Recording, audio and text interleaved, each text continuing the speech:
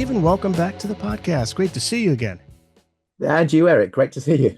Yes, 90125. Just chatting before we started recording that this was one of those albums I certainly recall as a 13-year-old seeing the video on MTV Yeah. constantly, right? For the hit single off of it, but there's so much more than just the hit single. So we're going to get to the tracks on this one, Sure. starting with the forward. You write about the bands like Yes, who were huge in the 70s, but now under a lot of pressure from the labels in the 80s, to set up the recording of this album. Can you talk about that pressure Yes was facing heading into 90125? It's a complicated story, actually, because, of course, they weren't Yes, really. Coming into the album, it was they were almost Yes by um, a kind of managerial maneuvering. They were meant to be a band called Cinema, which was Trevor Rabin, Chris Squire, Alan White, and Tony Kaye. Um, but they became Yes right at the end of the process. The other important thing I think to say at this point, of course, it's not just pressure. They had no label at all. They had so the assumption was always that they would probably be signed back to Atlantic, the label that they had been signed to in the 70s, but it was by no means a signed deal. So for the entire recording process, right up until kind of Owner of a Lonely Heart was finished, um, they didn't have a deal. So the whole thing was being financed on a development deal provided by Atlantic, but also by Phil Carson from Atlantic, who was personally bankrolling the whole thing. So that kind of added to the pressure. So Chris Squire has always said, Ahmet Ertegun from Atlantic said to them, "Well, we really need a hit single this time." But actually, it was worse than that. They weren't signed at all. So imagine the pressure that essentially you're this new band, you haven't got a label. You rehearse for a huge amount of time to pull an album that you really love together, but you're still not signed. So it's the bit. So then there's a little bit of traction where somebody says, "Well, wouldn't it be better if we called this Yes? And wouldn't it be better if we got Jon Anderson back?" And then that's when you get the switch to Yes. And Right. it's because they had this kind of amazing potential hit single in the bag Yeah, that no they get label the deal, also. and the rest is history. Yeah, Possibly no Yes, right? I mean, that was it. That was the thing. That was Yes was pretty much done. It seemed like they had run their course, right? Because if you go back to January of 81, after the band completes that drama tour, there's a meeting at Steve Howe's house, right? In Hampstead. yeah. What happened during that meeting in terms of the future or the end of Yes? Well, there's been lots of reports of that meeting, and many of them are sort of couched in diplomacy. Steve Howe's report in his really good autobiography is that Trevor Horn went on to do the next Buggles album. Chris Squire and Alan White decided they wanted to go up and play with Jimmy Page. I don't think either of those things were actually decided at that point, but it's kind of a convenient thing to say, I guess, which left Steve Howe and Jeff Downes holding Yes with no desire to carry on. But if you read Trevor Horn's autobiography on the same subject, he says, "Well, they fired me. I was fired." And he's kind of quite fatalistic about it, and understandably so, because he had done this tour. He hadn't, his singing hadn't been um, uh, as good as the band hoped it would be. And so, I think people ended up being a bit depressed after it, and they ended, and Trevor Horn essentially got kicked out of the band because of that. Jeff Downes didn't, but Trevor Horn did. He probably should never have done the whole thing, really, um, because he was, although the drama album is brilliant, um, he wasn't up to doing these huge tours as a lead singer, singing in a vocal range which was slightly too high for him. It was never And going to work for him.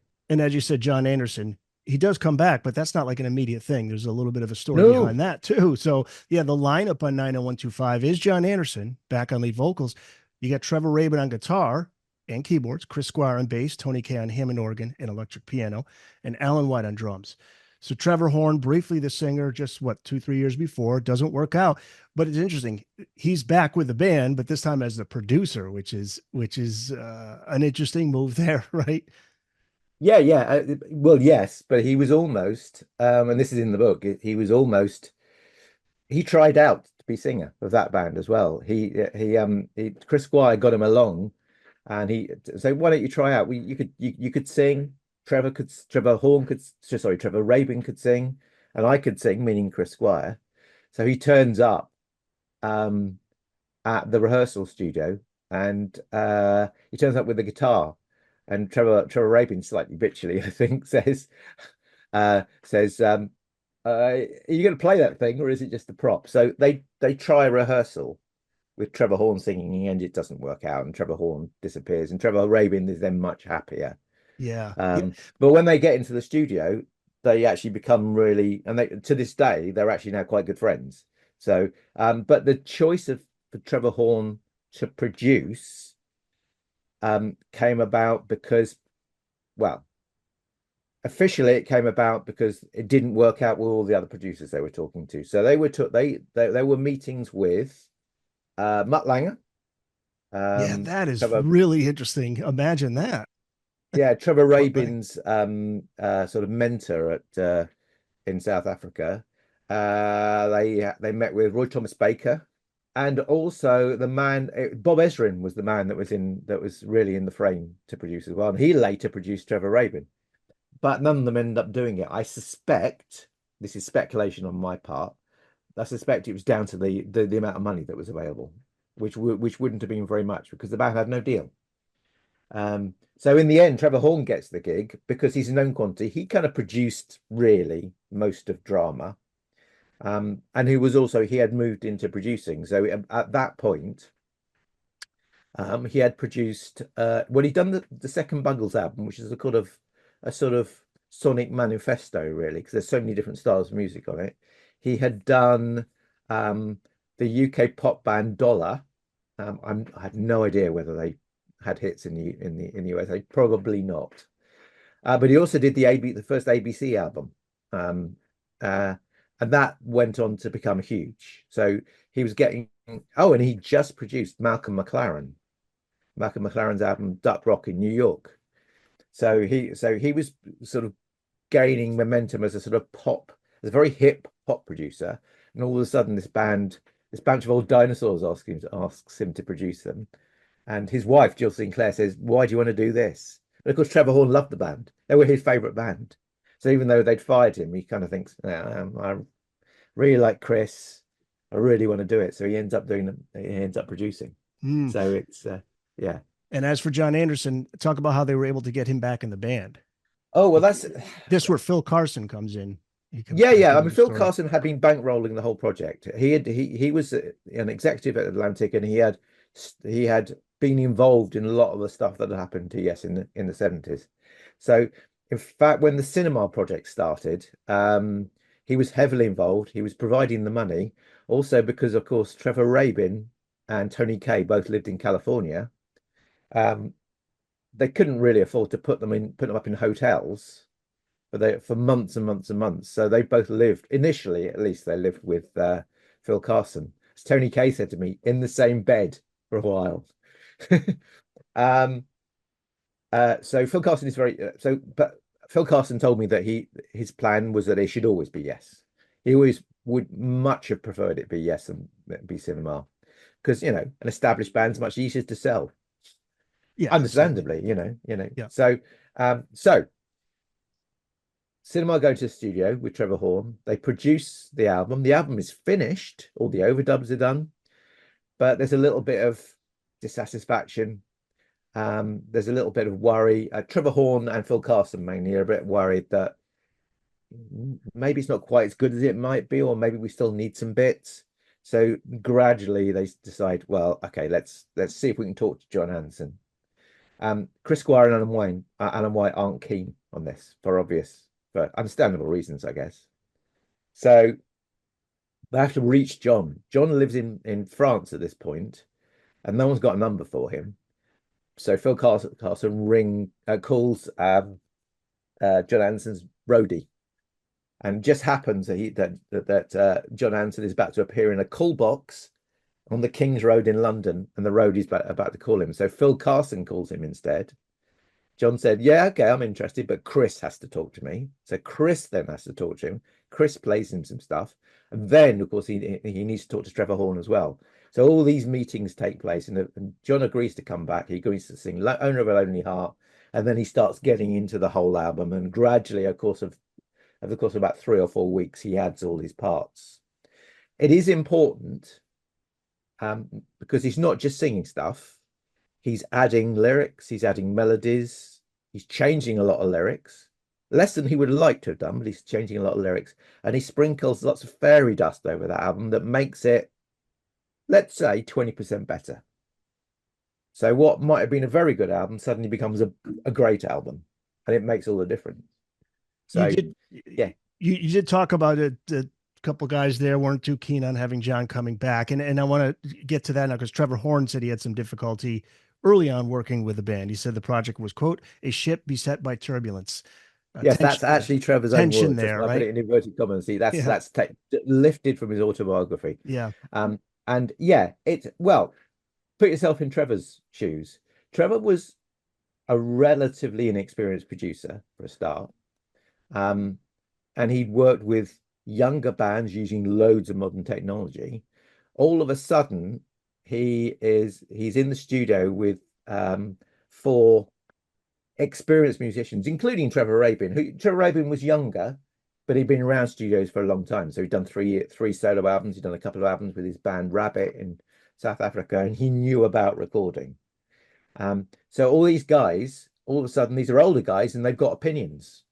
They don't like what's coming out of their monitors. They want to stop stuff. They want to start stuff. They want to complain about things, and they weren't as malleable as, say, the members of ABC, for whom it was their first time in a studio. Really, might have been. So they, it wasn't an easy time for him. Now Tony Kaye said to me, and again, all these things are, there's a.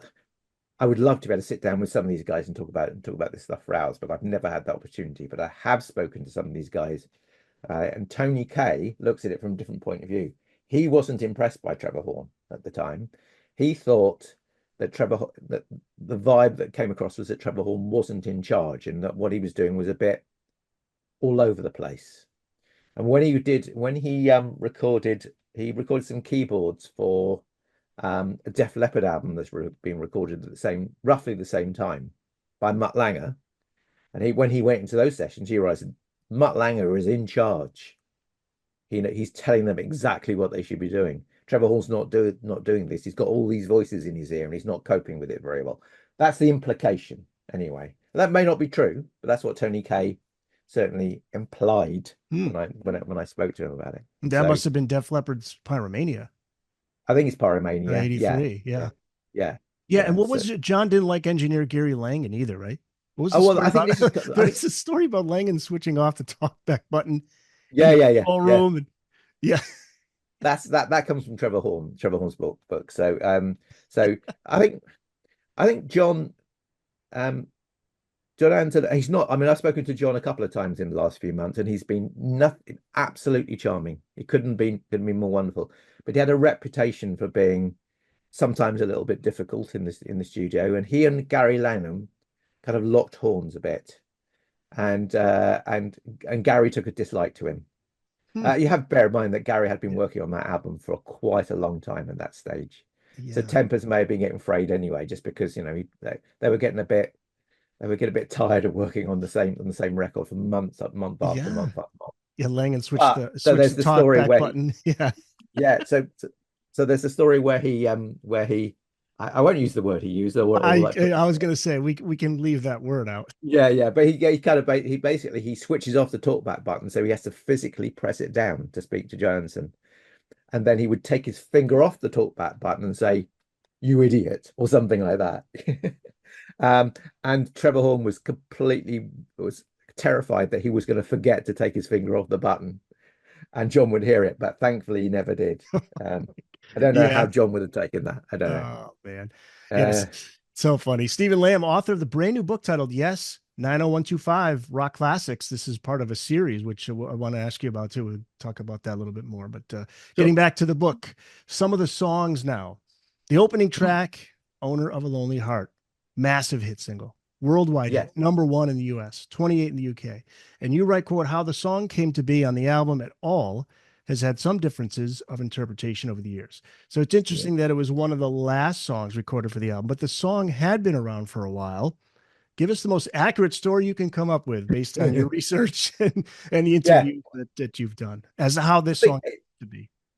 yeah. There is some direct. This is the only point at which there is some direct contradiction um, between two different people talking about this, because Trevor Horn has always said that how this came about was, sorry, I've just been joined by a cat. So if I feel a Oh, I little thought I distracted, saw a this is, little, yeah, hey, there yeah, you go. yeah, I yeah. saw a She's little whenever I kitty talk cat. to anybody, she always appears.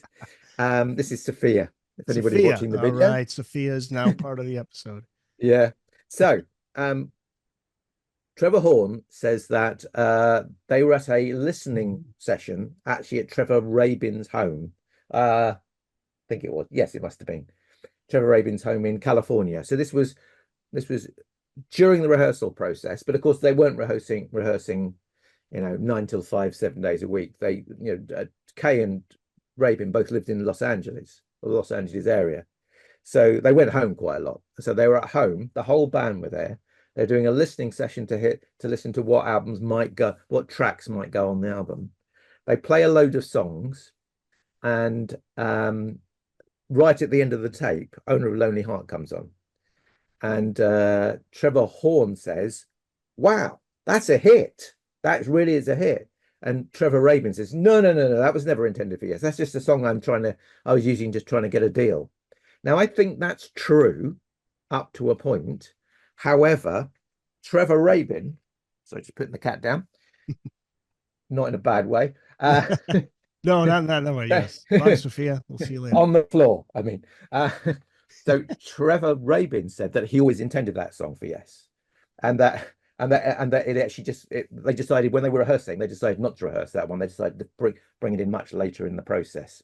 I suspect the actual truth is somewhere between. It's in there somewhere, but that's the only area where there's direct contradiction. The other slight contradiction is who wrote it, or who deserves a writing credit, because there are 4 writing credits on that track, and obviously it's such a huge hit that anybody with a writing credit on that track is going to earn a lot of Oh, money. that's why. Yeah, I was gonna say this is a big discussion, right? As to who Yeah. gets credit. So when you listen to the demos, it's very clearly 90% of it is Trevor Rabin's song.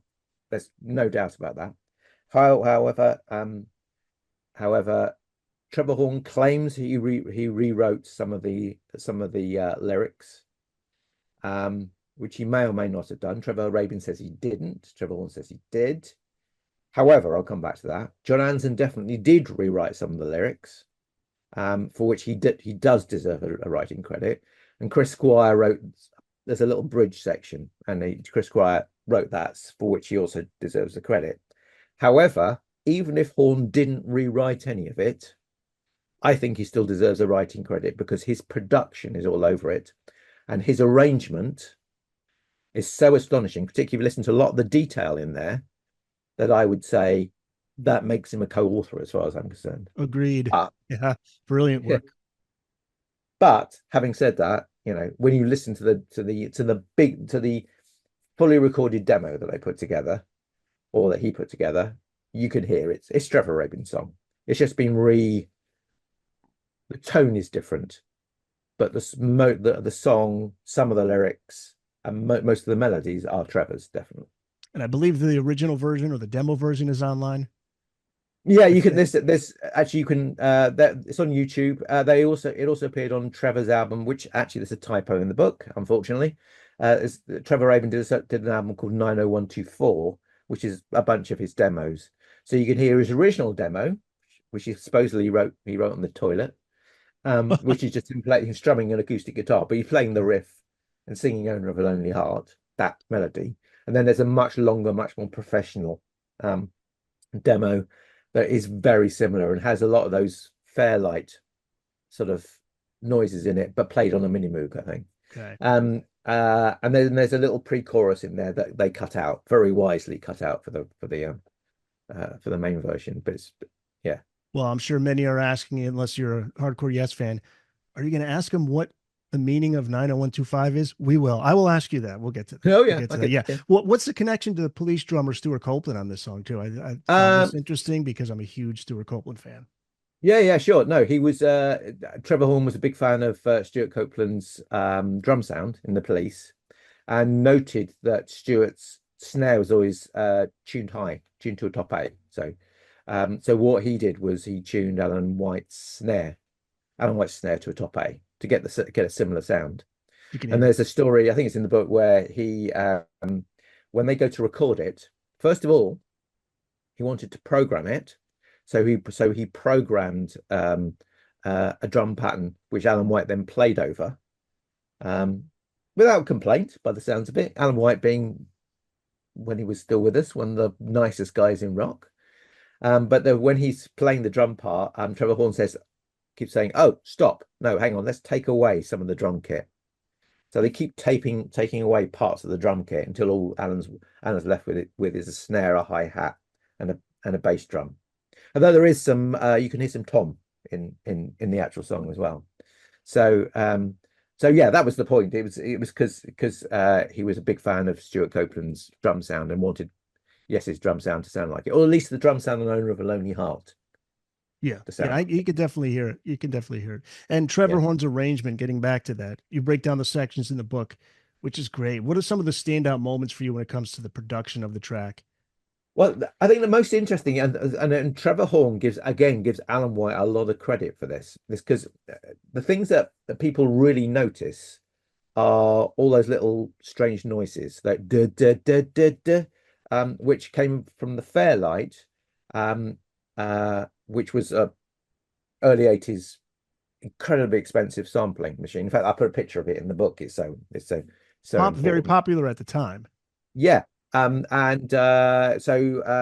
Trevor Horn had access to that and the synclavier, another sampling machine, but manufactured in a different way. So um, when you hear those, some of those are played by Alan White on the Fairlight. So you got the Fairlight keyboard, and you might have an acoustic guitar on one bit, and you might have the horn, bah, that horn noise in another bit. So that was one of those strange production tricks. Although it was actually played by a person, Alan White in this case, it was a strange production trick that gave the song a lot of character. The other really interesting one, um, apart from all the detail, it's huge amounts of detail. So, if you break down the individual tracks, you hear there's a clean guitar here, there's an overdriven guitar there, um, is uh, is that there's some cowbell in it. So in the opening verse, it's just a straight cowbell. It's an actual cowbell being played by somebody. But as the song goes on, it becomes more textural. It goes down in the mix, but it starts creating a melodic pattern. Um, so when you actually listen to it, you can hear this cowbell, which it's no longer just a percussion instrument. It's a melodic instrument, and that detail is something that Horn would have put together with Gary Langham and their Fairlight programmer. There's no way anybody in Yes would have come up with that in a million years. That's all Trevor Horn. So Amazing. the detail, this is amazing. It's 4 minutes 20 seconds, and the amount of detail in that song is what makes it. This is all stuff you wouldn't really notice at your front of your mind when you're listening to it on the radio, but it all goes in somewhere, and it all makes the track much more distinctive. So that track is a miracle of lots of different things coming together, really. But it's the arrangement, I think, that really makes it. Yeah, amazing. Yeah, and this song convinced Ahmet Ertegun to resign Yes to Atlantic, which is Yeah. also interesting. But Jon Anderson wasn't a fan. Talk about what his first impression of the song was. Well, yeah. I mean, nobody knew it was going to be a big hit. I mean, Trevor Rabin thought it would be. Trevor Horn was convinced it was going to be, but Jon Anderson just said it's a pop song. He said it's not Send in the Clowns. Right. That was And so, which the implication being that that's a very sophisticated tune written by Stephen Sondheim. and the owner of a lonely heart is nothing really. And if you hear some of the other things that are like, if you listen to, I haven't put this in the book, but there's Michael Tate, who was Yes's old lighting designer. If you hear him talking about owner of a lonely heart, he just says anybody could have done that. That's not Yes. And I think that's what Jon Anderson's attitude was at the time. Of course, you know, he plays it all the time now. When he does his gigs with the band gigs, he plays owner. They play owner of a lonely heart. It's, you know, he's forever associated with that song. But at the time, he was he was unimpressed. But I don't criticize him for that. Really, you know, it's understandable. It is fundamentally a deliberately commercial pop song. So, I you hear know, what you're saying, and they look yeah, at it from a different perspective. This is similar yeah, to Van Halen's Jump. David Lee Roth said he didn't want Eddie to do keyboards. Not that he didn't like the song, just from an objective standpoint. It's sure, like, yeah, it's a great song. They're looking at it like, is this a song that should be on one of our albums? Is this a Yes song? Is it, yeah, or is it, too? So that's the distinction between. It's not like they're listening to it and saying, I don't hear anything good in this at all. It stinks. It's just they're looking at the big picture, and yeah, they're trying yeah. to also, you want to, maintain the Yes sound. You don't want to stray too far away from it. I think that's I where think the he. point, the reason why he was complaining about it was not that he didn't think it was a worthy song, but he was being asked to sing it again. He'd sung it, and then they changed it, and he was asked to sing again. And he's sort of saying, "Well, why? It's just a crap pop song. I've already Mm, sung it, you know." okay, So that's I don't think he was saying it shouldn't be on the album. I think he was just saying, what's the point in fiddling gotcha. with it too Okay, much? yeah, I've done hear it what you're already, saying. you know. Yeah, so Yeah. he came up with all the lyrics. It's all of his. No, no, no. It's the most of it is, well, we don't know because it's one of those things where Trevor Horn is claiming to have written some of the lyrics, but certainly most of the lyrics are um a lot of the lyrics are Trevor Rabin's because a lot of the lyrics are in the original demo. Jon Anderson rewrote parts of the verses, so the whole here's a good story. It's quite a well-known story, but here's a good one. That's in the second verse he sings about the eagle in the sky. Trevor Horn didn't think that worked, didn't think it fitted with the rest of the lyrics. It is a very much a Jon Anderson-ism, and so you can hear a little gunshot in the background, and that's him and Gary Langham shooting down the eagle in the sky. But again, it's a nice little it's a little effect in the song. It just Yeah, gives the song added character. So Jon Anderson rewrote some of the lyrics, and also there's some what's the best phrase to use, words to use? There's some vamping going on towards the end of the song, where Jon Anderson does a little. It's almost semi-rapped, and that's clearly Jon Anderson. It's kind of just. It sounds like stuff that just came into his head at the time. In the fact, it's track. contradictory. So I say in the book that it's at one point one line contradicts the following line because the whole song is essentially about uh, it's a very it's a basic sentiment. It's basically about being frightened to take a leap into love. And John's twist in it is that no, really take that leap. Whereas Rabin's lyrics are more about the fear of that. John's trying to be more positive. But he's sort of saying, look before you leap and then jump in.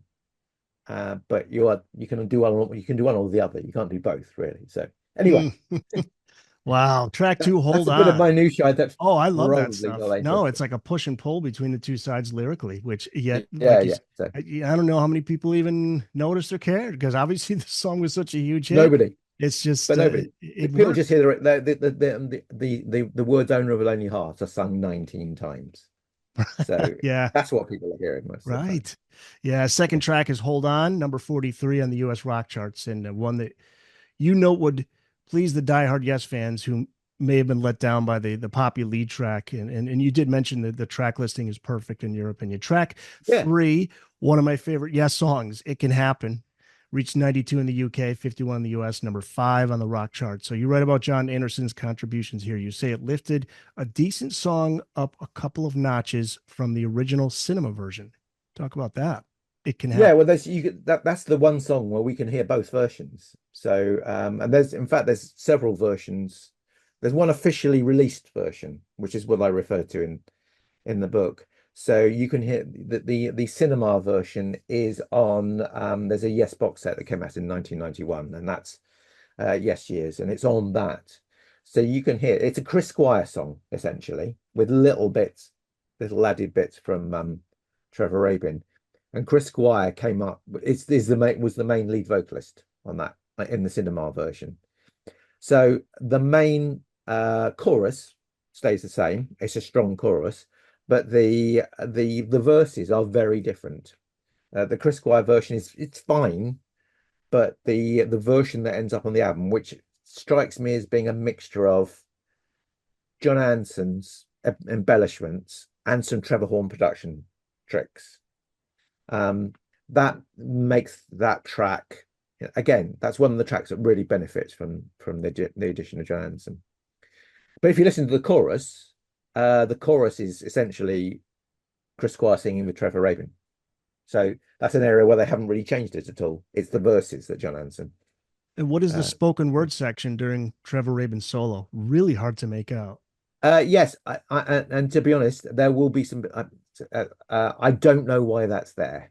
It's I did do it. I buried did try and low in research. the I know what it mix. is, but I don't know why it was placed there. I didn't get the chance to ask anybody about it. It's from spoken word from the play The Importance of Being Earnest by Oscar Wilde. Yeah, But I don't know what its relevance is. Um, very low in the mix, right? yeah, I it mean, is. it's way down there. And actually, if you that's I do say this in the book. One of the interesting things is that I think the single mix of that track is better. I think there's some stuff in that song. It's about a minute in that song that you could easily lose without the song being any worse. So when you hear the single mix, that bit is missing, and then there's an extended instrumental section in the middle. So there's a solo from Rabin in there as well, and that's still in the single mix. But the kind of extended vocals instrumental section with that bit of um, with that sort of bit from the Oscar Wilde play is gone from the single mix, and I think it's better personally. Don't always think single mixes are better, but I think it is in that case. Yeah, Yeah. more often than not, the single mixes, yeah, they take out too much. But the next track, now this is one you say, I believe you say it's in your top 10 overall, yes, songs, Yeah. changes. Yeah, Yeah, yeah. absolutely. Number 6 US rock radio track. Tell us about this one, the lyrics about Geffen Records. Well, yes, it's an interesting song because it's firstly, I think it's still think it's brilliant.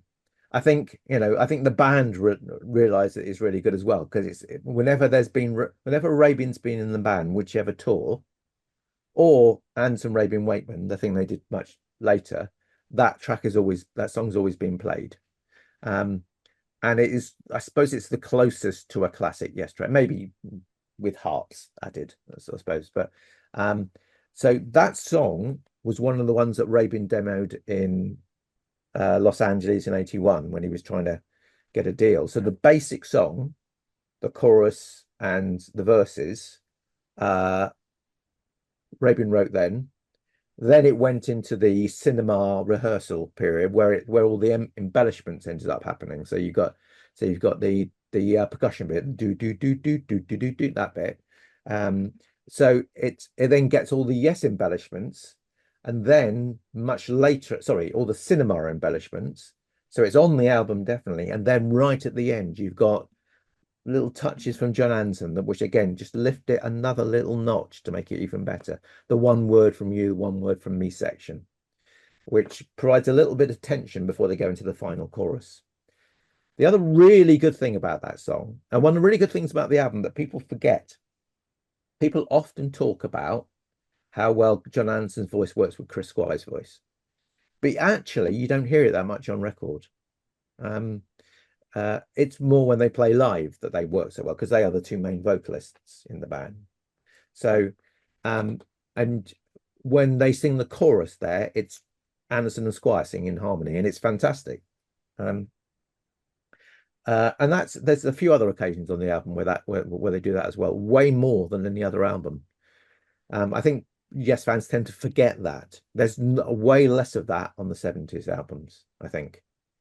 Um, So overall, with all those little bits, it gets quite it's fairly proggy. Alan White wrote that percussion section.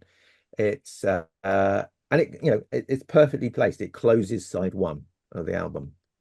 Yeah, I was about to say So, a hell of a side one too. Owner of a Lonely Heart, Hold On, It Can Happen, Changes. Those are the four. yeah, Side one. Now side two is interesting because you got some deep tracks here, and it opens with Cinema, yeah, which initially was to be the opening section of a 20-minute piece titled Time. What happened to yeah. that 20-minute piece? Well, I think Trevor Rabin told me that they thought it was fairly successful, but it didn't really, and they actually tried to start recording it. So there will be a demo of it somewhere, but it's never seen the light of day. Some people have heard it. I've spoken to people that have heard it who've suggested, yeah, it's okay, but it's not a classic or anything. So they did record it, but they recorded it essentially as a sort of working demo, really. Um, and to be honest, I can't really see it. I couldn't really see it on the album. It would have taken up a whole side. So, and though Yes have done that plenty of times in the past, I can't see Yes in the 80s doing that. A But lot of times instrumentals open an album. It opens side two here. Going back to the statement you had made about this is the perfect track listing, the way things were ordered. Talk about that. Why do you feel that way? It's well, just balanced out perfectly. yeah. I think um, it's deliberately sequenced to do something, and it hits you hard with the big hit single straight out the box. So the first thing you hear is Owner of a Lonely Heart. So, but of course, 90125 was the last album by Yes that wasn't released on CD at the same time as it was released on vinyl. So to buy it in 1983, you had to buy it on vinyl. That wasn't the case with Big Generator. It was released simultaneously on CD and vinyl with different covers, actually. But that wasn't the case with 90125. So side one, they hit you with Owner of a Lonely Heart. Side two, straight in with the instrumental. So, you know, I get it, really. I get that works. They're not, I know, Toto opened their first album with Child's Anthem, and that really, really works. But some people do things differently. And so I think it really works opening side two. I think it also works as a kind of lead in to lead it to leave it as well. So uh, Which is my favorite from this album. And when I was in college on college radio stations, somebody put it on a cart, which is like an 8 track. And all right, I okay. used to play it during my shift, and it brought me back to when I first heard it. I hadn't heard it in a long time at that time, and I just couldn't get enough of the just the vocal, the harmonies, the way everything it was produced. Just a brilliant track again when you talk about the production. It did reach number 24 here in the US, number 56 in the UK, but the layered vocals. So what we're hearing there, not enhanced, and they're all No, recorded no, from you're hearing scratch. absolutely. And that's again, I spoke to Trevor Rabin about this, particularly when we were talking about his recent solo album, Rio. He still does it like that. So it's not enhanced. What you're hearing is just layered after layer after layer after layered vocals. So they recorded them all. It took weeks. It's Wow. like that. So um How many tracks did they use? Was this a 8 track?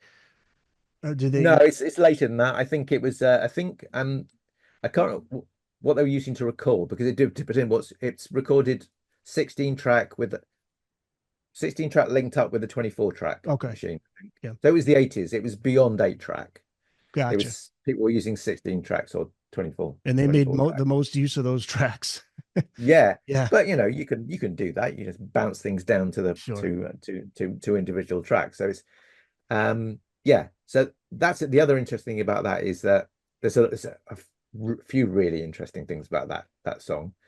It's it's one of the only songs that doesn't have a writing credit for Jon Anderson. Um, he's on it, obviously. He sings the second verse, but he's Yeah. singing Rabin's lyrics. Squire, Rabin, and Horn. Those are the three. Yeah. So I'm presuming that Horn's writing credit comes because he was because of the intricacy of the arrangement. I could be wrong about that. I don't know precisely what his involvement in that was, but it was pulled together. It was I think Rabin wrote most of it and Squire wrote the doom doom doodle doom dum that sort of that that sort of riff. Um uh the other really interesting thing about that song, aside from the song itself, is the video, which people know. People, if you've seen, like, if you like the song online, it's one of those interesting songs. You see a lot of people, that you get all these reaction videos, and you see a lot of reaction videos to Leave It.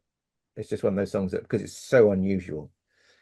But because Yes had done this massive, massive video for Owen River Lonely Heart, which must have cost an absolute fortune to put together, particularly as it was put together by Storm Thorgerson and Aubrey Powell, of who were Hypnosis, and that were at that point were Greenback Films. Um, they had decided to do something a bit more modest for the Leave It video. So you'll have seen the video, which is it's very 80s. It's the band all in grey suits upside down, and then there's some video effects where it's kind of spins round as they mime to the song. Well, what they decided to do was they decided to get Lol Cream and Kevin Godley to make the video, and they put Yes into a studio in New York for one day, and they just recorded lots and lots of different versions of them performing, well, not performing it, just miming to the track, all in these grey suits, but with little subtle variations. So, for instance, that one of the variations is there's just Jon Anderson standing there. Everybody else is gone. One of the variations is it's exactly the same, but Tony Kaye is wearing a pink tie. One of the variations is there's just the instruments there and not the rest of the band. And one of the variations is the bands have all been replaced by other people. And then they mixed them all up together, and then they put them out on MTV over the course of about 2 weeks, one a day. And then they played them Yeah. all on April the 1st, 1984. They talk about those videos taking a long time, and it was not exactly the funnest experience for the band, because it was just this whole day of just filming and refilming. And I can imagine Yeah, it must yeah, be like, oh my God, and we got to do this one more time. well, yeah, and the idea originally, what they wanted was that not only were they going to be standing there in grey suits, which were meant to be as dull as possible, but they wanted them all to be literally suspended upside down for the whole day. They decided not to do it, not because it would have been inconvenient for the whole band, but because Trevor Rabin had just had his spleen removed. I'm looking at the And video now. Their heads are detached from their bodies and they're going in a yeah, circle. yeah. But that's the version. That's version 11. That's the one we That's all know. 11. Okay. That's version 11. So there were about 18 different versions, and so they shot 18 different versions, and they all had really bizarre names, kind of Python-esque. Because obviously, Lord Cream, and Kevin Godley are quite dry, uh, funny English guys from Manchester, and so they had they gave. Let's see if I can find it now. Hang on, I've got the book here.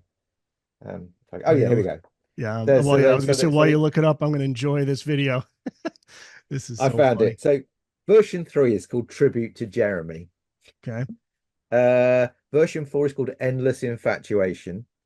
Version 5 is just called 4. Version 10 is called Lords of the Galaxy. Version 8 is called Surgeon's Dilemma. Um, and so it was almost like a combination of an actual video recording and some form of like slightly bizarre performance art. And the best one is right at the end of the day. They asked the band to record to mime to the track with their backs turned to the camera. So there's a guy from MTV filming it, which you can see the MTV documentary online. It's really entertaining. Though it's bad quality, so it's hard to see all the names on their sort of on their storyboard thing they had. Um, but so you can see them all with their backs to the camera, and the MTV guy just sneaks to the side, and you can see them all sort of giggling as they attempt to mime to it. And during the course of that version of the song, Godley and Cream usher the entire crew out of the studio. So when the guys turn round, there's nobody in there. That everybody's gone, and you can just hear the band. Fortunately, the band take it in reasonably good heart. You can hear someone say, "I knew it." And the best comment is by Jon Anderson right at the end. He just says, "Beautiful," which again is such a Jon Yeah. Anderson thing to say. Um, Yeah. but it's a great. It's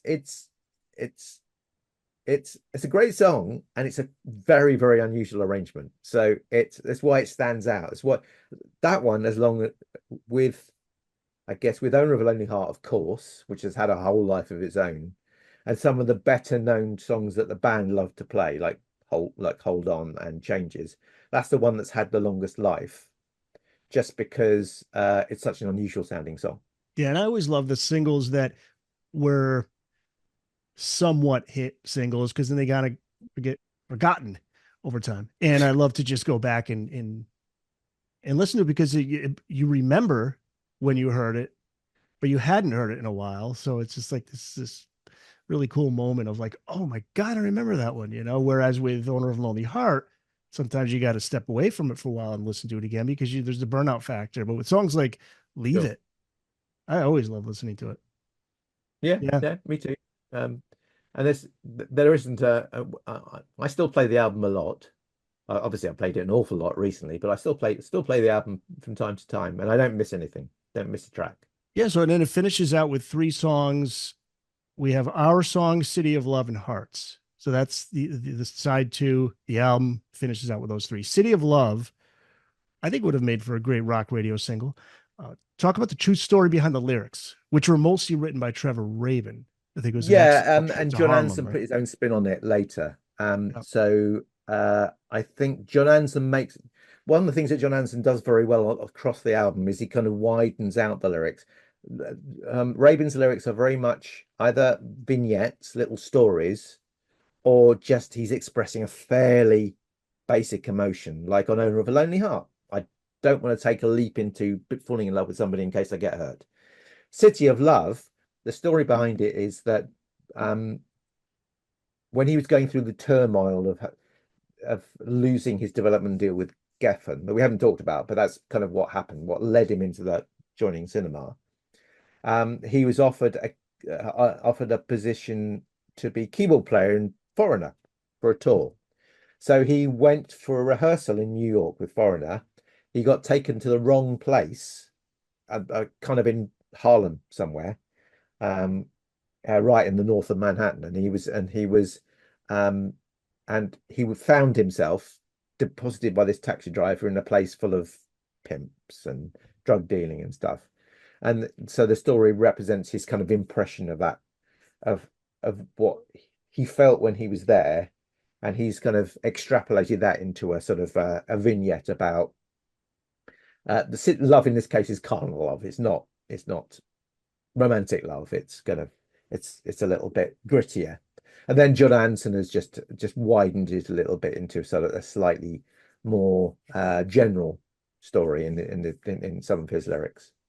So Um, but also that led to Trevor coming up with quite a very, very basic lyric. So sorry, very, very basic riff that really works. But that's the lyric, and he wanted to keep it basic because it fitted in with the sort of the kind of slightly menacing vibe he wanted to go for.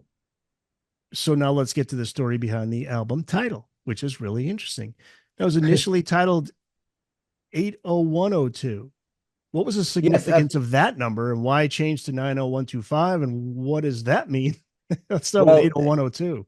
so yes, I've been using kind of computery stuff, not in the same way that the Talk album was recorded, but they were going for a very modern vibe with the album. This is a modern, yes, we're brand new. So they wanted to go with something that sounded very early 80s and very modern.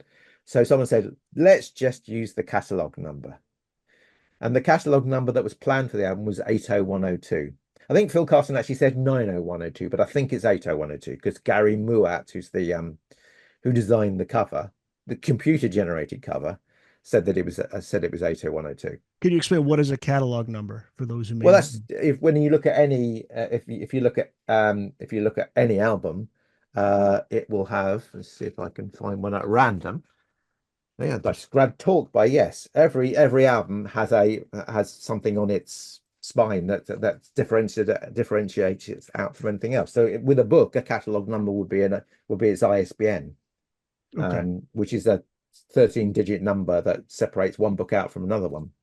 So it was going to have a catalog number. It was the number that people were going to use to differentiate it out from other Atlantic recordings. So it was going to be 80102. So they said, well, let's call it 80102.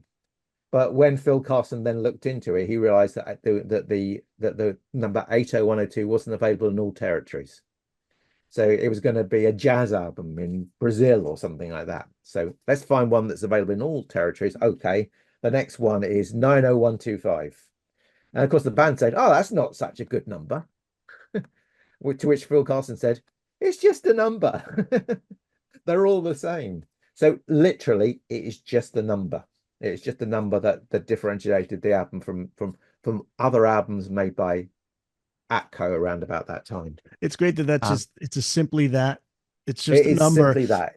but It's people can look into it and say, oh, there's some secret meaning behind that. What is that? Is There that is no code secret for? meaning. It was there, and a catalog number was chosen. Then they had to change it to another one, and that is it. It's quite I mean, it's not dull, but it's a bit procedural, really. There is no message behind it. No message behind that, If you say and 90125, you won't suddenly summon the devil. or I was gonna say yes, or there's no Wizard of Hopefully, Oz, Dark Side of the Moon thing going on no. there. There's nothing behind it. And a traditional Roger Dean cover was not the case here. He was the one that would do the artwork. Could you talk about he did the artwork previously, but who does the artwork on this one and the interesting story behind the gray Y that's wrapped around the Oh yeah, yeah, middle yeah. So ellipse this on is the Gary cover? Moore, who is a British computer artist. So he was working with computer art even in the early 80s. He'd worked with Trevor Horn before, and so they thought, well, we want something really modern looking. I don't think Roger Dean was really even considered because he started designing the album cover before the band changed its name to Yes from Cinema. So when he did his first drafts for the album cover, the Y that you can see. So if you look at the album, the catalog number is couched in a sort of what is a slightly rotund Y. And originally, when he designed it, that rotund Y was actually it was on his side and was a C because it was going to be the C for cinema. So the extra colors you can see in there would have been around would have been around. So everything would have been flipped on its side. Um, Interesting story.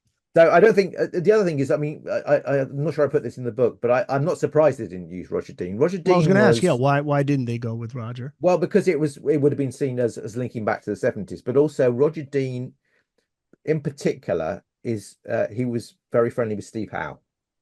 I don't think they didn't use it. Don't think they, and also Roger Dean was doing the Asia albums, so they wanted to say, well, let's not look like if you remember the first Asia album, that's got a Roger Dean cover. It's not like the Yes albums. It's a very different style of Roger Dean cover, but it is a Roger Dean cover. So they didn't want to be seen to be copying Asia. So I don't think Roger Dean was ever really seriously considered for Mm, the cover design. They're always going to do something a bit different, yeah. really. Yeah. So yes, 90125 Rock Classics. It's out now. These are just a few of the things. There's a lot more in this book. I mean, you break it down, and this is a complex story when you go from start to finish here as to how the album comes to be. And we mentioned it earlier, the fact that Yes was pretty much done and how they are revived. It's a great story. It's a comeback story for the band Yes. And then they did Yeah, it follow is. with It is. Generator was 4 years later, right? 1987, I think. Yes, Or yes, okay. it was. And the thing about 90125 is that the whole process is in. I cannot think of an album where the whole process is as contrived as this. It goes through these different stages, and it almost, in a way, it has all of these different stages. It could have fallen apart at any time. So if you think it's demoed by Trevor Rabin and to a lesser extent Chris Squire and Alan White, then they rehearse it in London. Then they record the album as Cinema without Jon Anderson, and then they add Jon Anderson at the end. Any one of those things could have gone very, very badly. And the fact that everything they did in the end ended up making it better is astonishing. I cannot think of an album that's quite like it. You know what happens with most bands, as I say in the book. Um, uh, Even if they are coming off a hiatus or something, they record an album. They record that, but someone writes some songs. They record the album. They go on the road, then they go back and record the next album, and This is this album is recorded in a much more complex way than that. So the Yeah. fact that it's as good as it is remarkable, Yeah. really. Yeah. Yeah. Big Generator, 1987. Love Will Find a Way. Rhythm of Love. That's another interesting album. But how did these songs from 90125 translate on the road? Did you see you saw the band during this tour, right? Yeah, Yeah. I saw. Yeah, So it was. because there's a lot of production on these songs, how were they able to take that on the Well, road? actually, it's another quite interesting story. So they played at the various stages of the tour. They played the whole album. Our song, which we haven't really talked about, but it's a song I really like, was dropped for a lot of the tour, but still played 30 odd times on the tour. The rest of the songs fitted into the tour alongside some older material, um, which Trevor Rabin had to get used to playing, of course. Um, and what they did was they needed to enhance some of this stuff. So this is it's not the first instance of Yes doing this, but they hired a second keyboard player, a guy called Casey Young, who played from underneath the stage, and um, initially he was just providing enhancements to some of the vocals. So if you hear the vocals to Changes or Hold On, for instance, a lot of the backing vocals are you can hear that they're enhanced. So they were enhanced on stage. So you might get Jon Anderson and Chris Squire singing together, but also there'll be parts where you can hear a lot more voices by that than that, and that's been enhanced by somebody standing, still playing it, but by somebody um, below the stage. Um, uh, so when they did the second phase of the tour, they enhanced things even more. So actually, I think Casey Young talks about going to see Trevor Horn at his studio and bringing in some more samples, so that they could do even more accurate versions of the songs on the road. And Casey Young gradually gets given more stuff to do as well. Hmm. Um, though Tony K is understandably a little bit wary if you talk to him about it, because obviously Tony K plays on the album, got fired by Trevor Horn, was asked to come back to do the tour, did the tour, and unfortunately, poor old Tony suffered from this because people know that there was a second keyboard player that was playing from below the stage. Some people have extrapolated from that Tony K was not playing at all, that he's miming all his parts. He's just there because he was an ex-member of Yes, which is completely not true. I mean, whenever you see any of the footage, it's very clear that he's playing, it's a ludicrous. Hmm. We even suggested it's a ludicrous idea, but that's one of those conspiracy theories that's built up over time. And he's very wary of that. So if you talk to him about Casey Young, he just says, "Well, he was just my keyboard tech, and he Yeah, so played he's some had to parts answer that question. I'm sure people have asked. Yeah, Yeah. um, Yeah. so Well, yes, 90125. It's one of those albums that goes down in rock history among the best, one of my favorites, and this book is all you'll ever need to find out about this album. It's out now. Yes, 90125 Rock Classics, and you can find it wherever books are sold. Now, talk about where people can find you, Stephen, and also the Rock Classic series. Anything else you want to get out there under the Sonic yeah, Bond sure. name? The book itself, it's available. It's published in the UK, and it's available from the Sonicbond shop. If you want a signed one, it's available from the Sonicbond shop at burningshed.com. It's not published in the USA yet. It is out Oh, okay. in September, I think, in the USA. So you can pre-order it from the normal places like Amazon in the USA. If you want to get one now, which I would completely understand, then either go to Burning Shed, or you'd probably need to order it from Amazon UK. It has to. I think I said this to you last time we spoke. Yeah, the books have to be physically shipped to the USA, so they're sitting on a boat somewhere right now. Well, I always put a link for UK purchases, Burning Shed, US Amazon. So I'll put that link up for Burning Shed there. But yeah, the Rock Classic series. Tell us about this. This is fairly Sure, yeah, new. I mean, the idea behind the series was that I had seen how successful the 33 and a third series that have been published for many years, but I always find them a little bit dry.